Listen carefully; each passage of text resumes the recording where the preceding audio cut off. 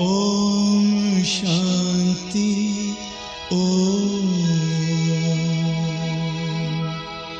ओम शांति ओम शांति ओम शांति ओम शांति ओम शांति ओम शांति ये ध्वनि मंगल ध्वनि है। ओम शांति ओम शांति ओम शांति ओम शांति ओम शांति। बड़ा है सुख कर ये मंत्र मन हर। ओम शांति ये ध्वनि मंगल ध्वनि है। ओम शांति ओम शांति ओम शांति ओम शांति ओम शांति।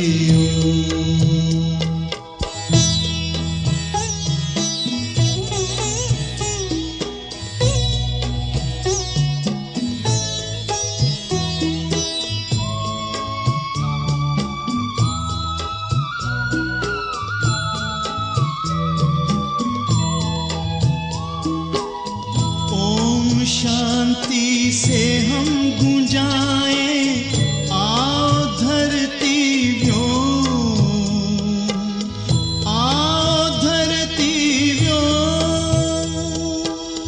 ओम शांति ओम शांति ओम शांति से होता है विकृतियों का हो, विकृतियों का हो। ओम शांति ओम शांति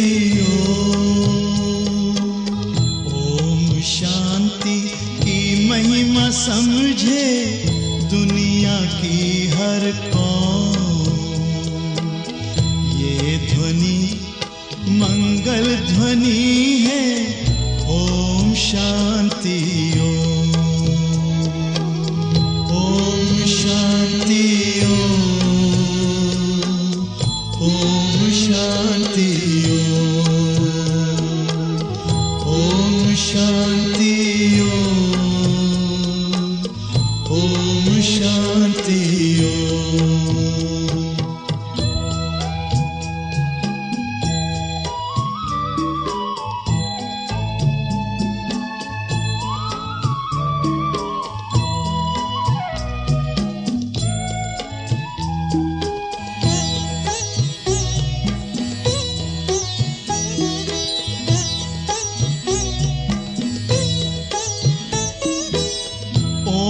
शांति करे जागृत आत्मा में जो,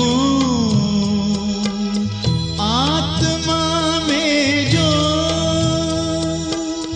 ओम शांति ओम शांति ओम शांति से मिटे अज्ञान का तम को, अज्ञान का तम तो। ओम शांति ओम शांति ओम शांति की शक्ति से पत्थर भी होता मोम। ये ध्वनि मंगल ध्वनि है। ओम शांति ओम शांति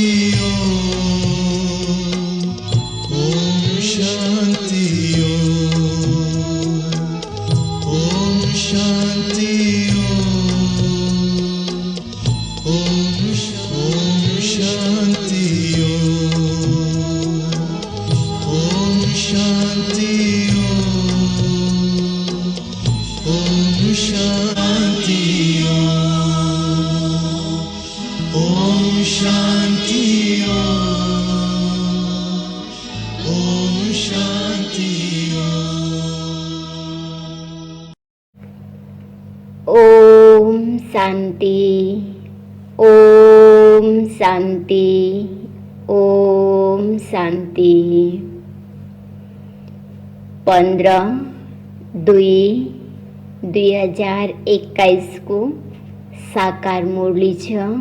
मुरली को मुख्य सार में मीठे बच्चे यह संगम युग है, चढ़ती कला का युग।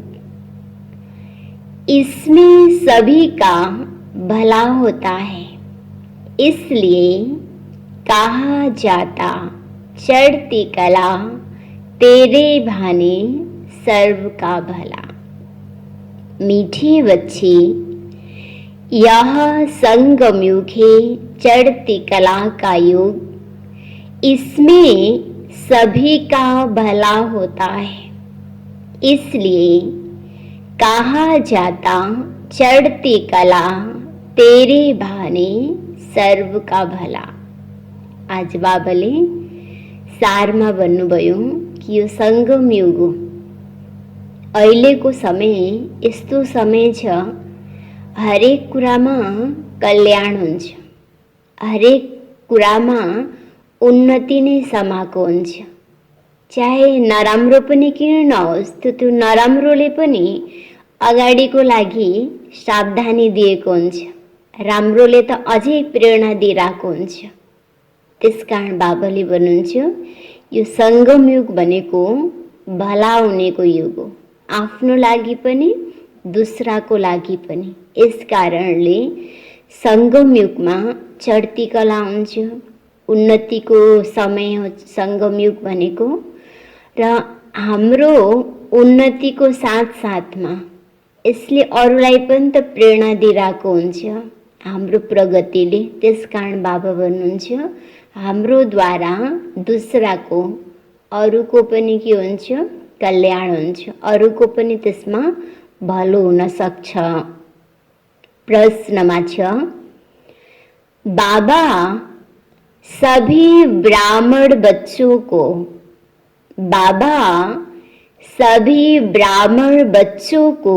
बहुत बहुत बधाइयाँ देते हैं। क्यों? श्री बाबाले हामी बच्चाहरूलाई, ब्राह्मण बच्चाहरूलाई बधाई दिनुहुन्छ। किन दिनुहुन्छ त बाबाले बधाई? भगवानबाट हामीलाई बधाई किन प्राप्ति हुन्छ? उत्तरमा, क्योंकि बाबा कहती तुम मेरे बच्चे मनुष्य से देवता बनते हो। तुम अभी रावण की जंजीरों से छूटते हो, तुम स्वर्ग की राजाई पाते हो, शाश्वत अनर बनते हो। मैं नहीं, इसलिए बाबा तुम्हें बहुत बहुत बधाइयाँ देते हैं। तुम आत्माएं पतंग हो, तुम्हारी डोर मेरे हाथ में है। मैं तुम्हें स्वर्ग का मालिक बनाता हूँ। हामी बच्चाहरू मनुष्यबाट देवता बन्छ। रावणको विकार विकृतिको जन्जिरबाट छुटेर स्वर्गको राजाई प्राप्ति गर्छौँ र हामी नम्बर 1 पास, फर्स्ट डिभिजनले पास पनि हुन्छ। त्यसकारण बाबाले भन्नुहुन्छ मैले तिमी बच्चाहरूलाई बधाई दिन्छु। किन? बाबा त पुरुषार्थ गर्ने, पास हुने, बाबा त गर्नु हुँदैन, बच्चाहरूले गर्ने हो। त्यसकारण बाबाले भन्नुहुन्छ मैले बच्चाहरूलाई बधाई दिन्छु र हामी आत्माहरू भनेको एउटा पतंग, चङ्गा जस्तै हो। चङ्गा जति माथि उडे पनि त्यसको रस्सी उडाउनेवालाको हातमा हुन्छ। त्यस्तै हामी सम्पूर्ण मनुष्य आत्माको डोर भनेको परमात्माको हातमा छ। परमात्माले हामीलाई अगर हामी गलत दिशातिर जान्छौँ भनेपछि तानेर प्रेरणा दिएर सही बाटोमा जानको लागि प्रेरित गर्नुहुन्छ। यो अर्थमा बाबाले भन्नुहुन्छ कि आत्मा चङ्गा हो, पतंग हो र त्यो पतंगको डोर भनेको स्वयं परमात्माको हातमा छ।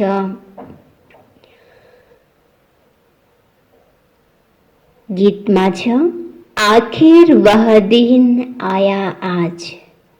ओम शांति। यहाँ अमर कथा कौन सुना रहे? अमर कथा कहो, सत्यनारायण की कथा कहो वा तीसरी की कथा कहो, तीनों मुख्य है।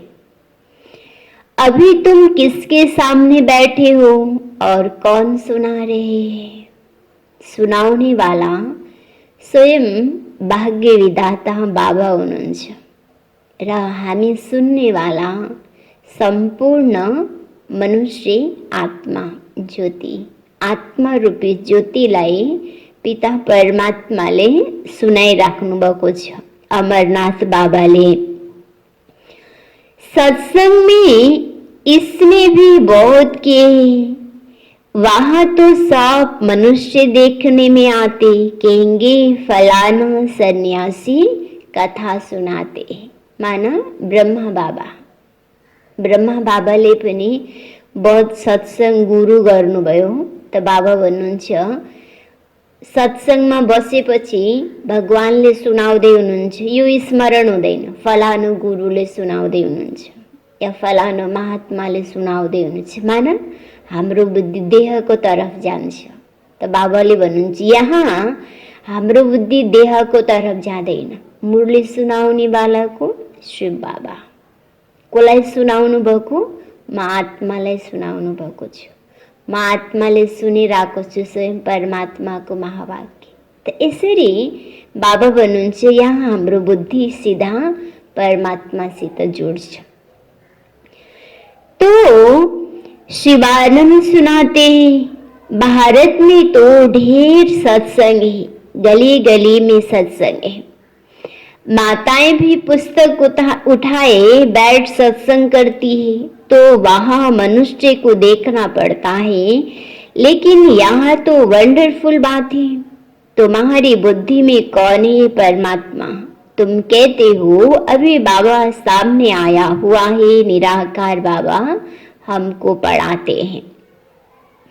मनुष्य कहेंगे वह ईश्वर तो नाम रूप से न्यारा है। बाबा कहते हैं कि नाम रूप से न्यारी कोई चीज है नहीं।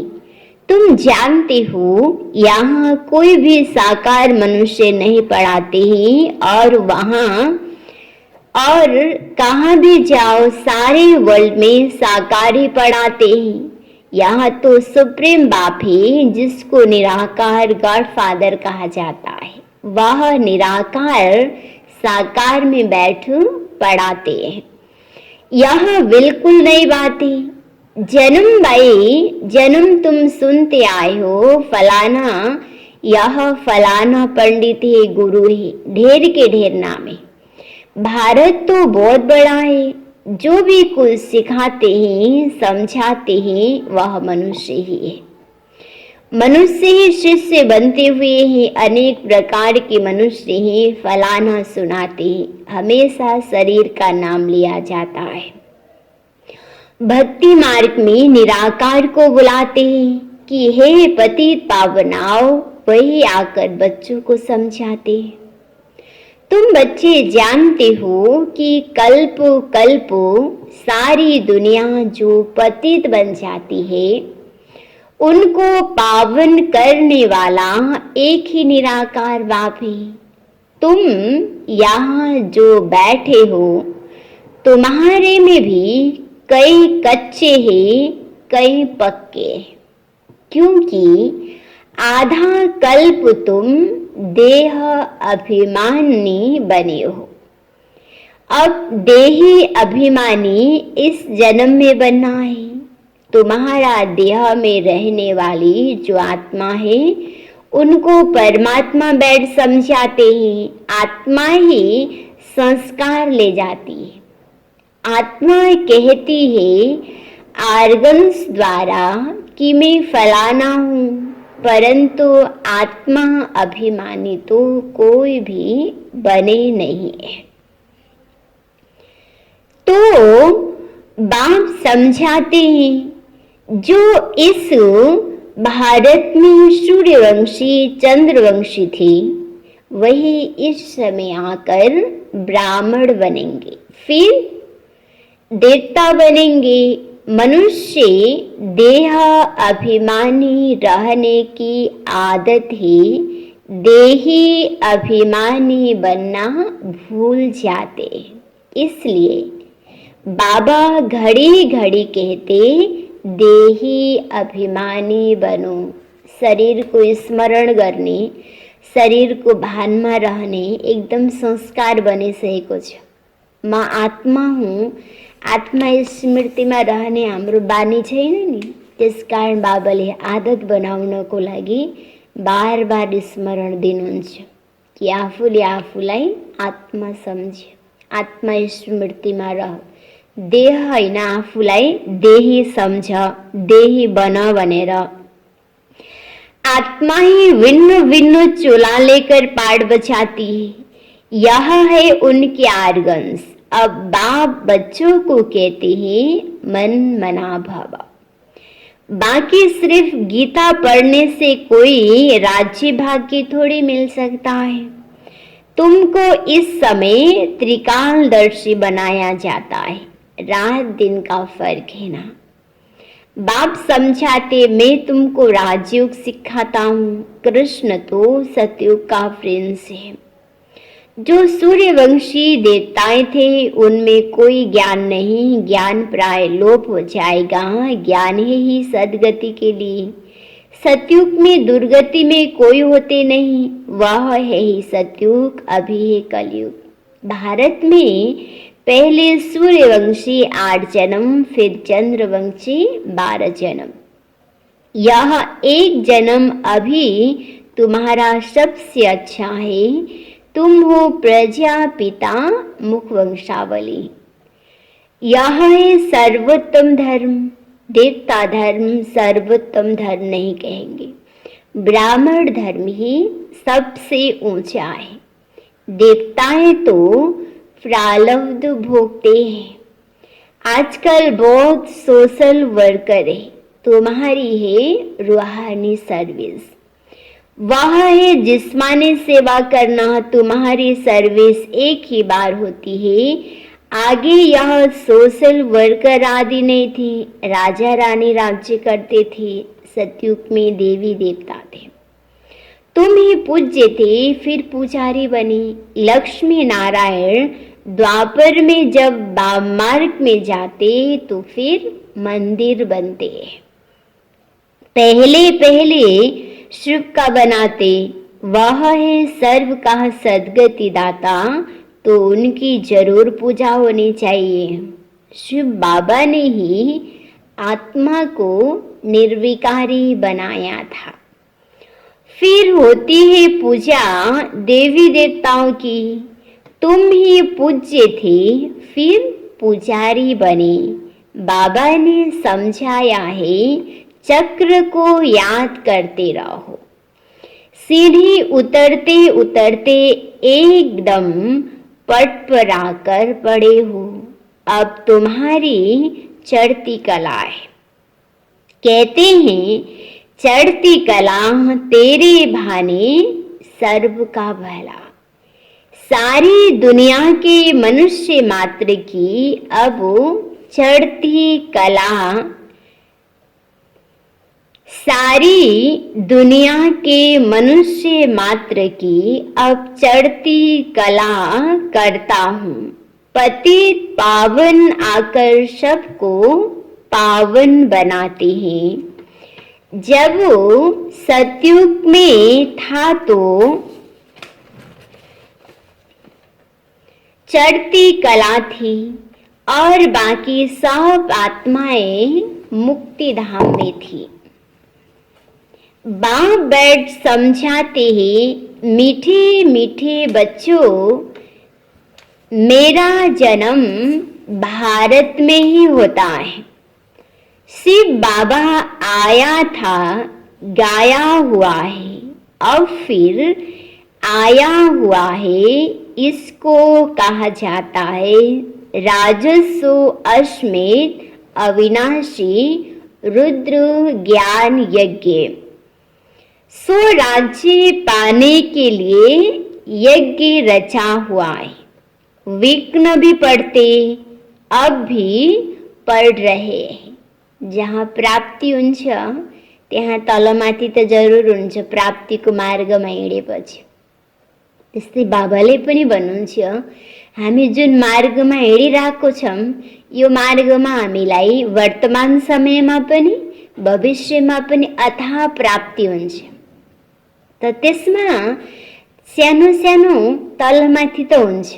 अगर त्यही तलमाथिमा नै हामी लट्केर बस्छौँ त बाबाले भन्नुहुन्छ, स्वयं परमात्माबाट जुन हामीलाई प्राप्ति हुने अवसर भाग्य मिलेको छ, त्यसबाट हामी वञ्चित पनि हुन सक्छौँ। त्यसकारण बाबाले पहिल्यै हामीलाई सावधानी दिँदै हुनुहुन्छ, तिमी जुन मार्गमा हिँडिरहेको छौ त्यो मार्गमा तलमाथि जरुर हुन्छ। तलमाथि हुनु भनेको साइड सिन हो। त्यसलाई साइड सिन सम्झेर हामी अगाडि हिँड्छौँ त हामी अथाह प्राप्तिको अधिकारी बन्न सक्छौँ। तो अब माताओं पर अत्याचार होते हैं, कहते बाबा हमको यह नंगन करते हैं, हमको यह छोड़ते नहीं है, बाबा हमारी रक्षा करो। दिखाते द्रौपदी की रक्षा हुई, अभी तुम 21 जन्मों के लिए बेहद के बाप से वर्षा लेने आए हो। याद की यात्रा में रहकर अपने को पवित्र बनाना है। परमात्माले पवित्र दुनियाँको स्थापन गर्दै हुनुहुन्छ। त बाबा भन्नुहुन्छ कि त्यो पवित्र दुनियाँमा जानको लागि हामी हरेकले आफूलाई पनि शुद्धिकरण गर्नु छ। त आफूले आफूलाई शुद्धिकरण गर्ने विधि स्वयं परमात्माको याद।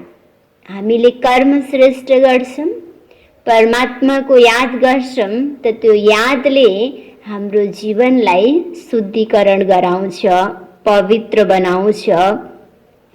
फिर विकार में गए तो खल्लास, एकदम गिर पड़ेंगे, इसलिए बाबा कहते पवित्र जरूर बनना है।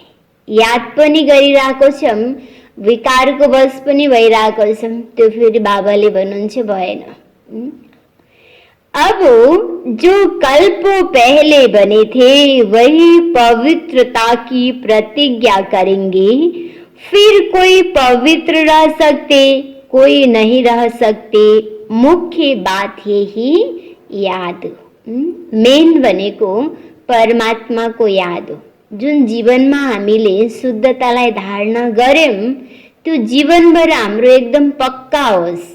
कुनै पनि परिस्थितिले त्यो शुद्धतालाई जीवनमा खण्डित नगरोस्। त्यसको विधि नै बाबा भन्नुहुन्छ परमात्माको याद हो।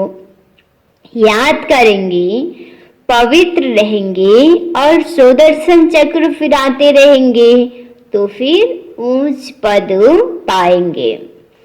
विष्णु के 2 रूप राज्य करते ना, परंतु विष्णु को जो शंख चक्र दिया है वह देवताओं में नहीं थे। चक्र माना अहिले नै हामीले आत्माको चक्र फिराउने।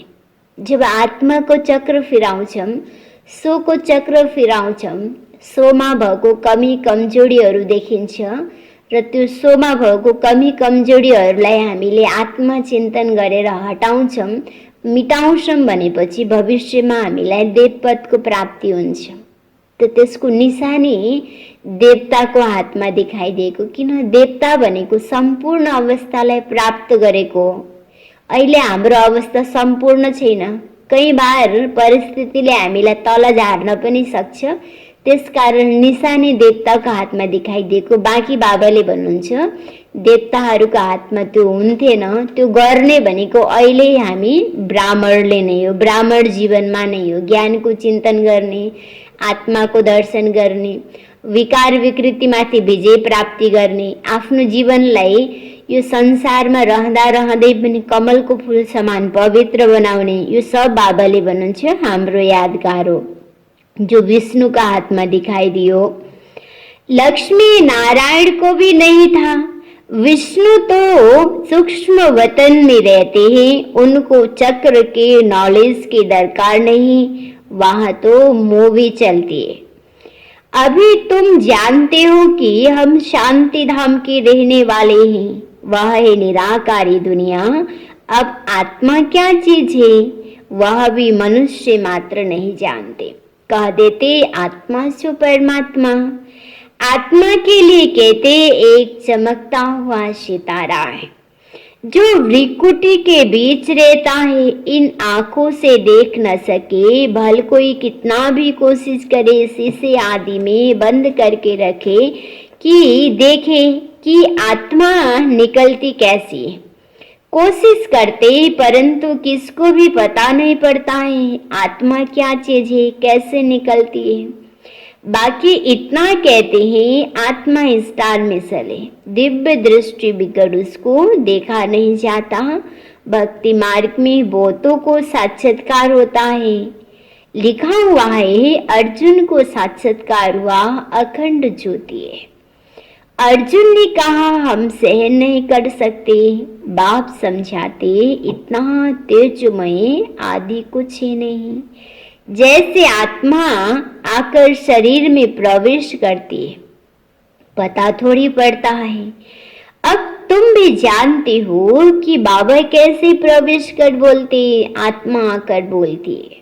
यह भी ड्रामा में सारी नोद है, इसमें कोई की ताकत की बात नहीं। आत्मा कोई शरीर छोड़ जाती नहीं, यह साक्षात्कार की बात है। वंडर कहते मैं भी साधारण तन में आता हूँ, आत्मा को बुलाते हैं ना। जसरी आत्मालाई बोलाएपछि ब्राह्मणको तनमा या कसैको तनमा पनि प्रवेश गर्छ, त्यस्तै परमात्माले पनि भन्नुहुन्छ समय अनुसार मनुष्य आत्मालाई पावन बनाउनको लागि शिक्षा दिनको लागि ब्रह्मा तनमा वहाँको अवतरण हुन्छ। अब देखो बाबा कहते हैं मैं साधारण तन में आता हूँ, आत्मा को बुलाते हैं ना। आगे आत्मा को बुलाकर उनसे पूछते थे अभी तो तमो प्रधान बन गए ना। बाप आते हैं इसलिए कि हम जाकर पतित को पावन बनाए। कहते भी हैं 84 जन्म, तो समझना चाहिए कि जो पहले आए हैं उन्होंने ही 84 जन्म लिए होंगे। वह तो लाखों वर्ष का देते। अब बाप समझाते तुमको स्वर्ग में भेजा था, तुमने जाकर राज्य किया था। तुम भारतवासियों को स्वर्ग में भेजा था, राजयोग सिखाया था संगम पर। बाप कहते मैं कल्प के संगम युग आता हूँ। गीता में फिर युगी युगी अक्षर लिख दिया है।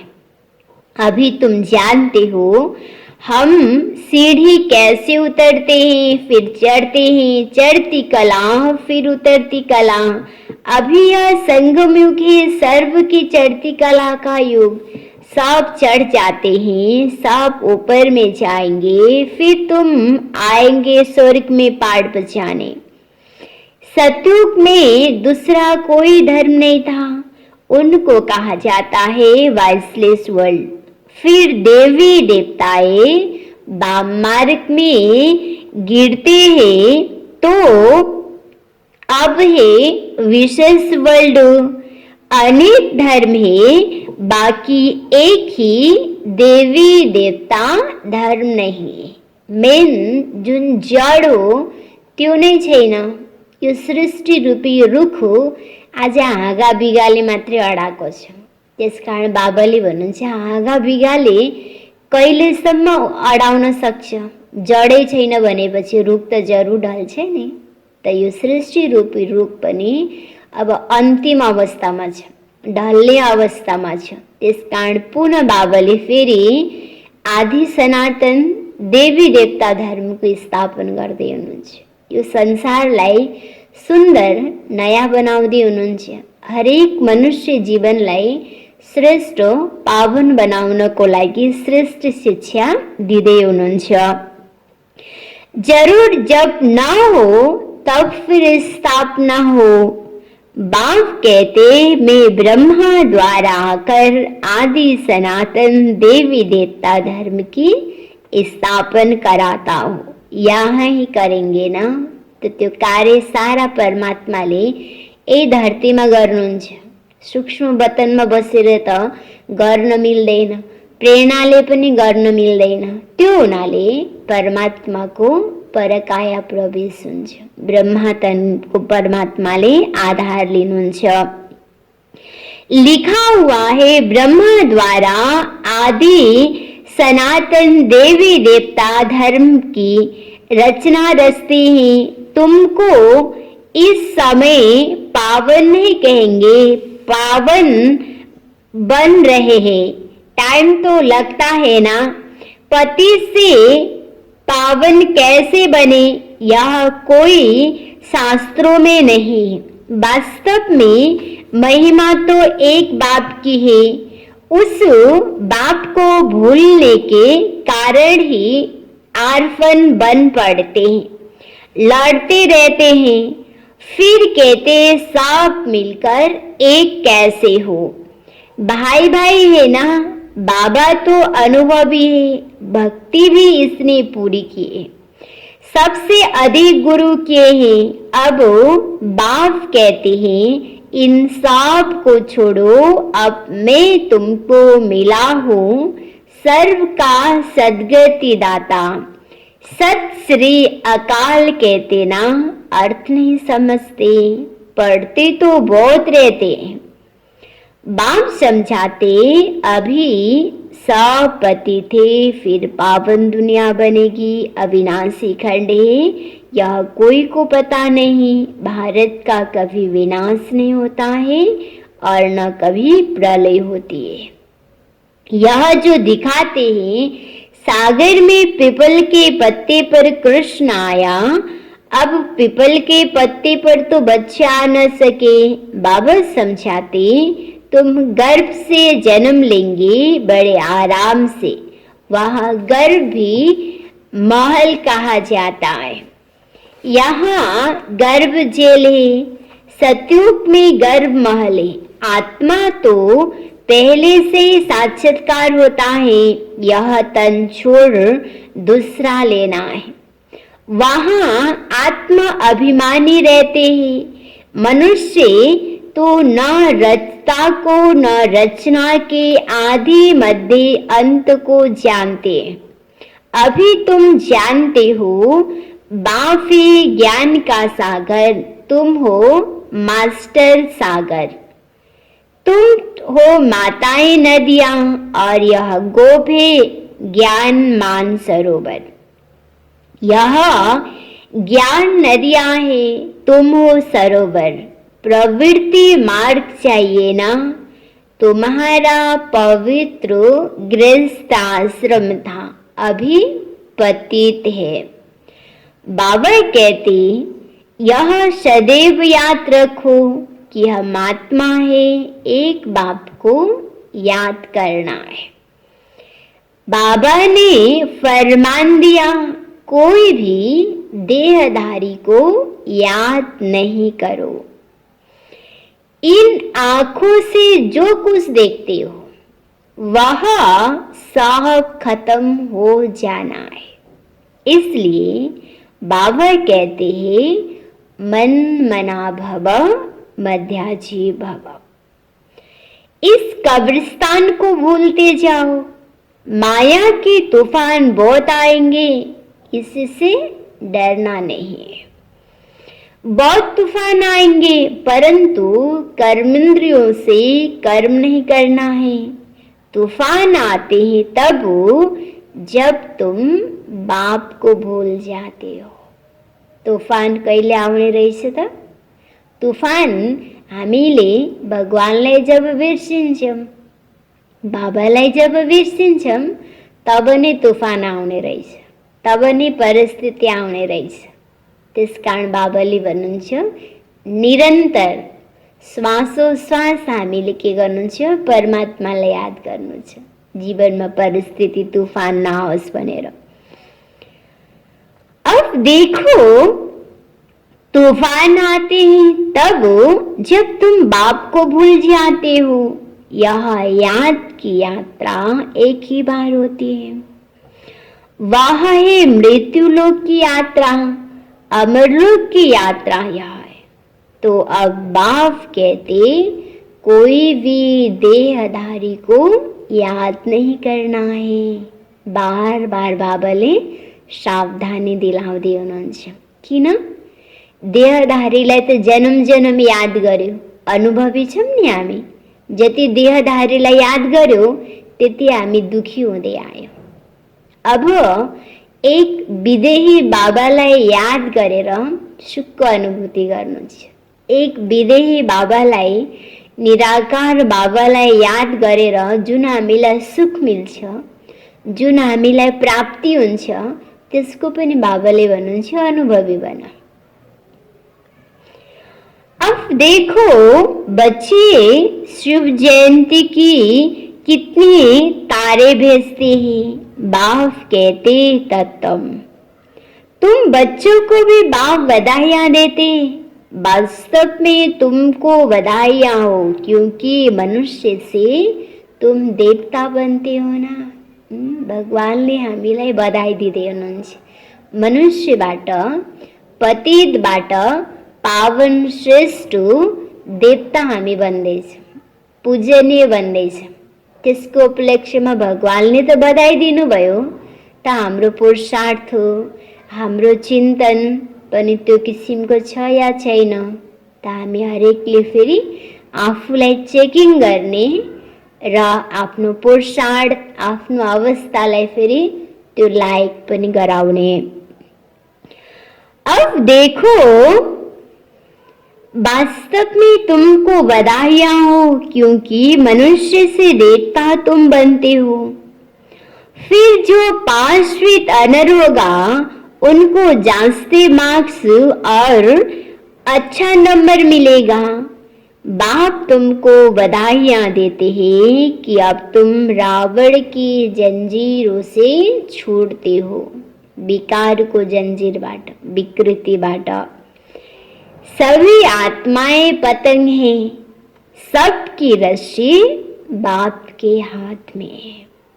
वह सबको ले जाएंगे, सबके सद्गति दाता है। परंतु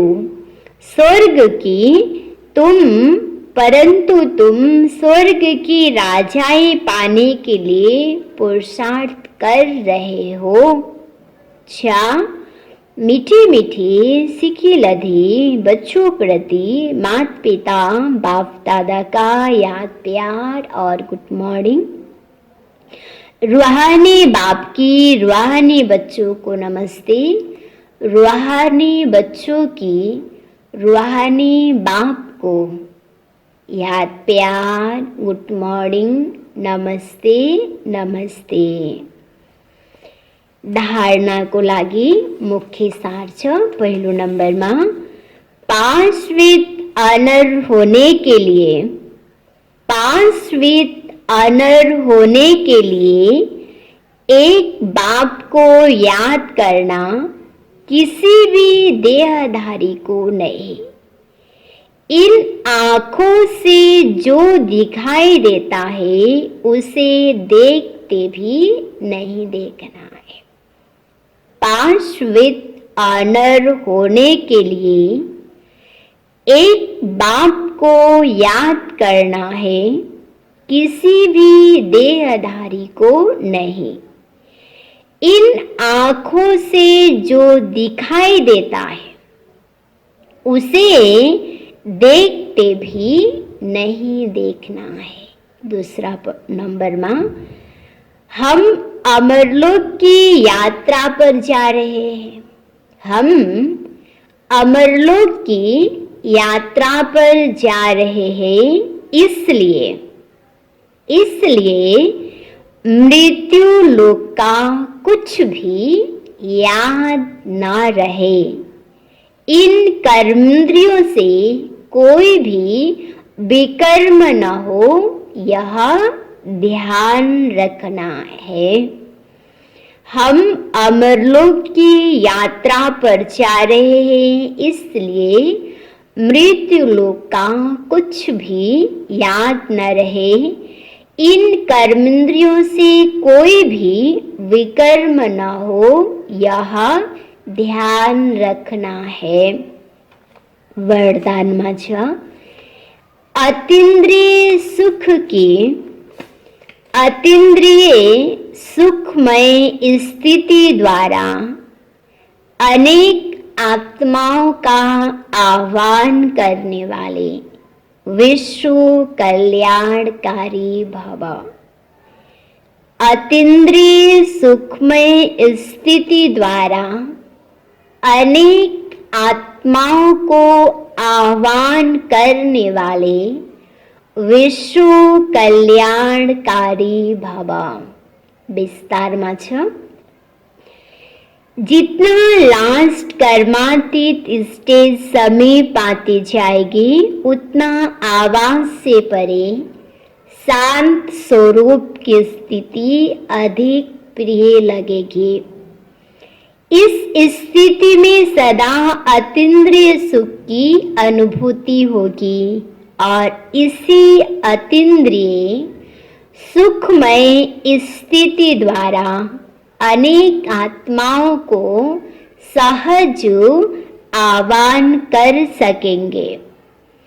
यह पावरफुल स्थिति ही विश्व कल्याणकारी स्थिति है। इसलिए इस स्थिति द्वारा कितनी भी दूर रहने वाली आत्मा को संदेश पहुंच सकता। इस स्थिति द्वारा कितनी भी दूर रहने वाली आत्मा को संदेश पहुंचा सकते हो। स्लोगन माझा हर एक की विशेषता को स्मृति में रख। हर एक की विशेषता को स्मृति में रख। फेथफुल बनो तो संगठन एक मत हो जाएगा। हर एक की विशेषता को स्मृति में रख। फेथफुल बनो तो संगठन एक मत हो जाएगा। संगठन लाई एक मत गराउन को लाई, एकता को सूत्र में बात न को लाई, हरेक को विशेषता लाई देखने र हरेक माथि बाबाले भन्छ विश्वास गर्ने। तो त्यो विश्वास को डोर लेने संगठन लाई एक में बाँध्न सक्छ। संगठन मजबूत हुन्छ। मुरली को सार में थियो मीठी बच्ची, यह संगम युग ही चढ़ती कला का युग, इसमें सभी का भला होता है। इसलिए कहा जाता चढ़ती कला तेरे भाने सर्व का भला।